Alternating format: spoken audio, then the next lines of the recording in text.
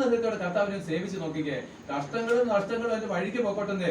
പക്ഷെ നമ്മുടെ ഉള്ളത്തിൽ വ്യാപരിക്കുന്ന ഒരു ധൈര്യമുണ്ട്, നമ്മുടെ ഉള്ളത്തിൽ വ്യാപരിക്കുന്ന ഒരു ശക്തിയുണ്ട്, നമ്മുടെ ഉള്ളത്തിൽ വ്യാപരിക്കുന്ന ഒരു മഹാസ്നേഹമുണ്ട്, പ്രത്യാശയുണ്ട്. അതില്ലാത്തവരെല്ലാം ഭൂമിയിൽ പാപം ചെയ്ത് നശിച്ചു പോകും. പാപത്തിന്റെ അനന്തരഫലം എന്താണ്? ഈ നരകം പിന്നെ അന്ന്. പക്ഷെ ഭൂമി ജീവിച്ചിരിക്കുമ്പോൾ നരകതുല്യമായിരിക്കും ചെയ്ത പാപം വിദ്യാശാൽ ക്രിസ്തീയ ജീവിതത്തിലേക്ക് വന്നിട്ട് മാനസാന്തരപ്പെട്ട് സ്നാനമേറ്റിട്ട് നമ്മൾ പാപത്തിന്റെ വഴി പിന്തുടർന്നുവെങ്കിൽ നരകത്തിന്റെ യഥാർത്ഥമായിരിക്കുന്ന പതിപ്പ് നമ്മൾ മരണം വരെ അനുഭവിക്കും. പിന്നെ നരകത്തിൽ.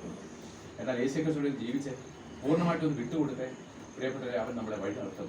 അവർക്ക് 40 വർഷം അവരുടെ ചെരുപ്പ് തരുന്നില്ല, ഭക്ഷണം നിന്ന് പോയിട്ട് വിളിക്കൽ. നമ്മുടെ ഓരോ ദിവസവും ദൈവം നമ്മളെ കരുതുന്നുണ്ട്. ഓരോ ദിവസവും നമ്മളോട് കൂടെ, ഓരോ ദിവസവും കർത്താവ് നമ്മളോട് കൂടെ ഇരിക്കും. ഈ കർത്താവിനോട് കൂടെ നടക്കുന്നതല്ലേ നല്ലത്? അതോ ഇവിടെയുള്ള കൂട്ടുകാരോട് നടക്കുന്നതാണ് നല്ലത്? ആണോ?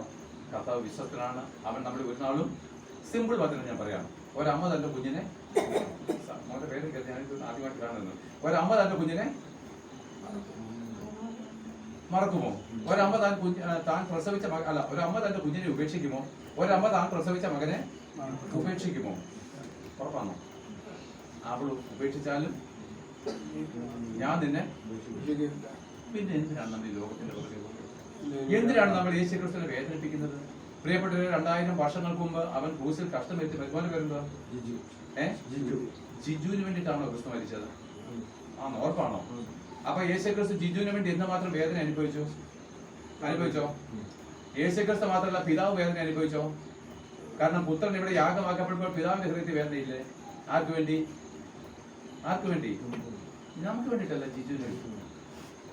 അങ്ങനെയാണെങ്കിൽ ഇനി നമ്മൾ തെറ്റ് ചെയ്യുമ്പോൾ, ഇനി നമ്മൾ പാപം ചെയ്യുമ്പോൾ, ഇനി നമ്മൾ കർത്താവിനെ മറന്ന് ജീവിക്കുമ്പോൾ നമുക്ക് വേണ്ടി പ്രാണൻ വെച്ചതിന് വേദനിപ്പിക്കുക. ഞാൻ ചോദിക്കട്ടെ, എനിക്ക് ഏറ്റവും കൂടുതൽ വേദനിപ്പിക്കാൻ കഴിയുന്ന ഒരു വ്യക്തിയുടെ പേര് പറയാമോ? എനിക്കൊരു വ്യക്തിയെ ഏറ്റവും കൂടുതൽ വേദനിപ്പിക്കാൻ പറ്റും. ആരെയായിരിക്കും? എന്നെ ആരാണ് ഏറ്റവും കൂടുതൽ സ്നേഹിക്കുന്നത് ആ വ്യക്തിയെ എനിക്ക് വേദനിപ്പിക്കാൻ പറ്റും. എന്നെ സ്നേഹിക്കാത്ത ആരെയും എനിക്ക് വേദനിപ്പിക്കാൻ പറ്റത്തില്ല. പറ്റുമോ? എന്നെ ആരാണ് ഏറ്റവും കൂടുതൽ സ്നേഹിക്കുന്നത് ആ വ്യക്തിയെ എനിക്ക് വേദനിപ്പിക്കാൻ പറ്റും. കാരണം ആ വ്യക്തിക്ക് ഇഷ്ടമല്ലാത്തത് ഞാൻ ചെയ്യുമ്പോൾ ആ ഹൃദയം വേദനിക്കും. മനസ്സിലാകുന്നുണ്ടോ? അങ്ങനെയാണെങ്കിൽ നമ്മളെ ഏറ്റവും അധികമായിട്ട് സ്നേഹിക്കുന്ന വ്യക്തി ആരാ? കാരണം സ്വന്തം പ്രാണനെ തന്നെ നേടിയത അല്ലേ? അങ്ങനെയാണെങ്കിൽ നമ്മൾ പാപം ചെയ്യുമ്പോൾ, അരുതാത്ത സംസാരിക്കുമ്പോൾ, അരുതാത്ത വഴി കൂടെ നടക്കുമ്പോൾ ഏറ്റവും കൂടുതൽ വേദനിക്കുന്നത് ഒരിക്കൽ കഷ്ടമേറ്റ് മരിച്ച കർത്താവിനെ തന്നെ. ഞാൻ ചോദിക്കട്ടെ, ഇതാണ് ദൈവ ഭയം എന്ന് പറയുന്നത്. അല്ലാതെ നമ്മൾ പാപം ചെയ്ത കാല് തല്ലിയോടി നമ്മൾ പേടിയൊന്നും ക്രിസ്തുവിന്റെ ക്രിസ്തു അതൊന്നും ചെയ്യത്തില്ല. നമ്മൾ ഏത് പാപം ചെയ്താലും വഴി തള്ളിയിട്ട് കൊല്ലുന്ന ഒരു ദൈവമല്ല ക്രിസ്തു. പക്ഷെ ഞാൻ എൻ്റെ കർത്താവിനെ വേദനിപ്പിക്കത്തില്ല. നമുക്കൊരു തീരുമാനമുണ്ട്. എന്താണ്? ഞാൻ എൻ്റെ കർത്താവിനെ വേദനിപ്പിക്കുന്നത്. അവൻ എനിക്ക് വേണ്ടി കഷ്ടം സഹിച്ചത്. ആ ക്രൂസിൽ അവൻ നിന്നേറ്റു. അവൻ ആ ക്രൂസിൽ എന്താണ്? എനിക്ക് വേണ്ടിയിട്ട് തുപ്പലേറ്റ ഒരു മുഖമാണ്. അന്നോ ആ യെശയ്യാവ് വിളിച്ചു പറയുന്നു, അടിക്കുന്നവർക്ക് ഞാൻ എൻ്റെ മുതുകും, രോമം പറിക്കുന്നവർക്ക് ഞാൻ എൻ്റെ മുഖവും കാണിച്ചു കൊടുത്തു. എന്റെ മുഖം തുപ്പലിനും നിന്നയ്ക്കും മറച്ചു വെച്ചതുമില്ല. ആർക്ക് വേണ്ടി? ജിജു എന്നൊരു പേരൻ പറഞ്ഞല്ലോ. ജിജുവിന് വേണ്ടി, വിജയന് വേണ്ടി, നമുക്ക് ഓരോരുത്തർക്കും വേണ്ടി ആ മുഖം അവൻ നിന്നയ്ക്ക് വേണ്ടി ഏൽപ്പിച്ചു കൊടുത്തെങ്കിൽ ഇനി നമ്മൾ ചെയ്യുന്ന ഓരോ തെറ്റുകളും ഓരോ കുറ്റങ്ങളും അവനെ വീണ്ടും ആണിയടിക്കുന്നവരുടെ കൂട്ടത്തിൽ നമ്മൾ എണ്ണപ്പെടാൻ നമ്മുടെ കർത്താവിന് സഹിക്കാൻ കഴിയില്ല. ഇവരുടെ ക്രിസ്ത്യൻ ജീവിതം സിമ്പിളാണ്.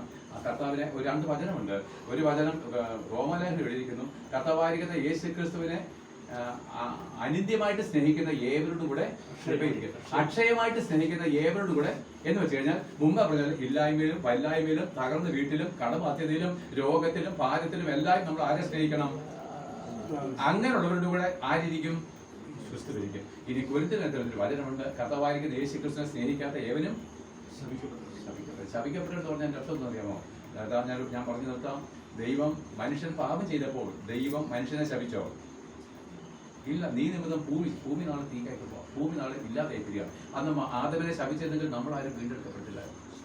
അപ്പൊ ശപിക്കപ്പെട്ടവരെന്ന് പറഞ്ഞു കഴിഞ്ഞാൽ ഇല്ലായ്മ ദൈവത്തിന്റെ മുമ്പിൽ എന്നേക്കുമായിട്ട് നഷ്ടപ്പെടുന്നതാണ്. അപ്പോഴെന്താണ്? കർത്താവായിരിക്കുന്ന യേശുക്രിസ്തുവിനെ സ്നേഹിക്കാത്ത ഒരുവനും ദൈവത്തോട് ജീവിക്കാൻ കഴിയത്തില്ല. ഭൂമിയിൽ സമാധാനമില്ല, മരിക്കുമ്പോഴും സമാധാനമില്ല, മരിച്ചതിന് ശേഷം. അപ്പൊ എന്താണ്? ഈ സിമ്പിൾ ലൈഫ് അല്ലേ? നമുക്ക് വേണ്ടി കഷ്ടം സഹിക്കാൻ വേണ്ടി നമ്മുടെ ജീവിതത്തെ സമർപ്പിച്ചാൽ അത് നമ്മൾ നിരന്തരം ചെയ്യേണ്ട കാര്യമാണ്. നമ്മൾ അവരുടെ ഇഷ്ടം ചെയ്തു കഴിഞ്ഞാൽ അവനെ രാത്രികാലം കർത്താവ് സംസാരിക്കും. ഇല്ല, പ്രിയ സ്നേഹിതൻ നമ്മളോട് രഹസ്യം പറയത്തില്ലേ?